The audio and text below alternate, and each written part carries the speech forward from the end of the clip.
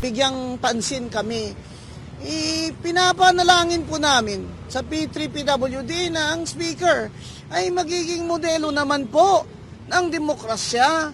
Kasi hindi naman pwede itong lalo na ang P3 ng tao, may Supreme Court decision na, may proclamation na sa COMELEC, may oath na before I judge, ay hindi pa rin kami mapaupo. Ang ibig po bang sabihin nun, ay pwedeng ma-veto pala ng speaker ang eleksyon, ang will ng voters. Kasi po, kung hindi pala niya kami di para na rin kami hindi na naging walang silbi na po yung pagkapanalo namin at ang karapatan ng mga taong bumoto sa amin na kami makaupo doon at magkaroon ng boses sa mga PWD at mga pasyente doon sa ating kongreso. Yan lang po ang hinihiling namin sa kanya. Sana naman po ay may 3 araw pa simula ngayon bago mag-recess ay pa-out na niya. Baka naman naging busy lang siya masyado sa budget. Pero talaga pong wala. Balik-balik na po kami sa Secretary General. Email kami ng email. Ang Presidente, si Ma'am Grace Yanesa, email ng email. Nakakahiya na po itong ginagawa nila sa amin. Nanalo na nga kami, ayaw nyo pa kami paupuin dyan ng maaga. Siyempre po, magre-reklamo kami. Maawa na lang po kayo. Maawa na lang po kayo sa mga PWD constituents at lahat ng mga nagsusuporta po sa amin. 391,000 ang boto po namin noong 2022.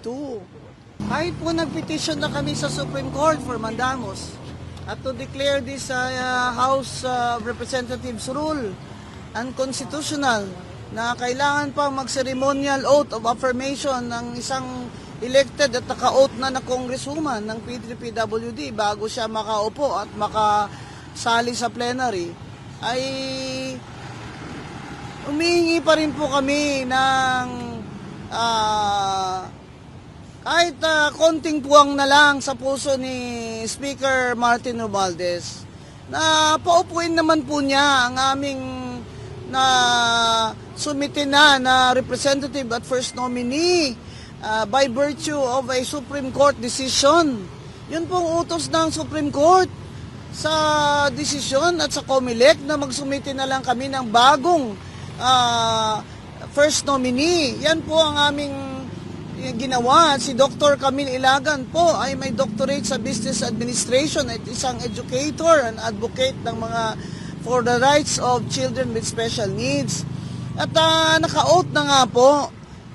Tagal na po niyang balik-balik doon sa House of Reps since December 9 hanggang December 18 na magkaharap na silang nakaupo siya, harap niya na ang speaker ay nag-adjourn na lamang pang Pasko na hindi po siya nabigyang pansin kami.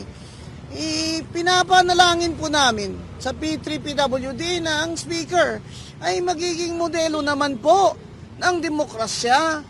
Kasi hindi naman pwede itong lalo na ang P3 ng tao, may Supreme Court decision na, may proclamation na sa COMELEC, may oath na before I judge, ay hindi pa rin kami mapaupo. Ang ibig po bang sabihin nun, ay pwedeng ma-veto pala ng speaker ang eleksyon, ang will ng voters. Kasi po, kung hindi pala niya kami di para na rin kami hindi na naging walang silbi na po yung pagkapanalo namin at ang karapatan ng mga taong bumoto sa amin na kami makaupo doon at magkaroon ng boses sa mga PWD at mga pasyente doon sa ating kongreso. Yan lang po ang hinihiling namin sa kanya. Sana naman po ay may 3 araw pa simula ngayon bago mag-recess ay pa-out na niya. Baka naman naging busy lang siya masyado sa budget. Pero talaga pong wala. Balik-balik na po kami sa Secretary General. Email kami ng email. Ang Presidente, si Ma'am Grace Yanesa, email ng email. Nakakahiya na po itong ginagawa nila sa amin. Kaya po talagang wala na kaming recourse but to seek relief from the Supreme Court who rendered the decision in the first place na magsumiti kami ng bagong first nominee namin para dito sa term hanggang June 29. Ano po kaya, Commissioner, yung dahilan nung hindi kayo pinaupo? May nakita mo ba kayong piso? Mahigit na po isang buwan at kalahati. Pabalik-balik naman si Dr. Ilagan doon. Nakikiusap doon sa Executive Director. Any acknowledgement lang ng Secretary General Velasco na lahat ay papeles ay approved na, okay na. Hindi man lang siya sumasagot. Dati naman, yung Secretary General dyan ay nag-oopisina. Bakit si Secretary General Velasco ay lagi namang absent? Lagi po siyang absent. Ewan ko lang po kung tinagtataguan niya kami. Pero sa isang buwan at kalahati, hindi namin siya makita.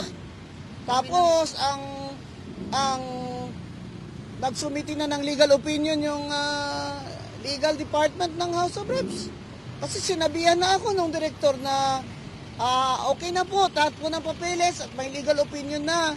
O sige po, ano na namin to sa SecGen para po ma-agenda. Abay, hindi kami pinapansin ng SecGen. Di ba po ba siya government employee yan siya? At under the Anti-Graft and Corrupt Practices Act, ay may karapatan din kami ihablas siya for gross negligence at saka injury. Nagmamakaawan na nga lang po kami sa kanya. Kaya mahiya naman kayo. Mga constituents namin, persons with disability, children na Down syndrome, cerebral palsy, autistic, mga pasyente may cancer, lupus, mga elderly, mahiya naman po kayo. Kung noon po dahil sa politika ay hindi nyo pinapaupo yung ibang congressman hanggang last day, sa amin po, maawa na lang po kayo sa aming mga constituents. Mga ilan pong million, ma'am, affected na constituents po natin? Sa ngayon po ay over 1.3 million ang PWD. Sabi nga nila malapit daw, sabi ng NCDA malapit daw sa 2 million. Wala pa yun. May seniors din kami na PWD, may mga pasyente sa cancer, sa lupus, sa mga autoimmune, mga children with special needs. Yan po ang namin kasi kahit meeting man lang sa government agencies, ay parang hindi kami papansinin. PhilHealth, ilang beses na kami gusto ng PhilHealth. Dapat po may accessibility facilities, mamimigay ng special wheelchair sa may cerebral palsy. At yung pong outpatient services, lalo na therapy sa mga autistic namin, na mga bata at mga palsy ay ibigay na po ng PhilHealth. Pero ano po nangyari? Zero po ang budget ng PhilHealth. Yun po sinabi ni Senator Grace po zero. Kasi daw to teach them a lesson. Senators, teach them a lesson. Kami naman pong kawawa, mga pasyente namin. Hindi po ganoon ang tamang sa tingin namin, ang paggawa ng budget. Hindi po para parusahan yung ahensya. O hindi po isa tama ang serbisyo ng gobyerno. Yan lang pong isang namin kasi baka naman akala ni Speaker ay talaga ako, antay. Naku sir, pro PWD po ako at children with special needs. Yan po ang trabaho ko at advocacy ko. Kaya lang naman kami nagrereklamo dahil nakakaligtaan nyo na kami. Wala nga kami, nanalo na nga kami, ayaw nyo pa kami paupuin dyan ng maaga. Siyempre po, magrereklamo kami.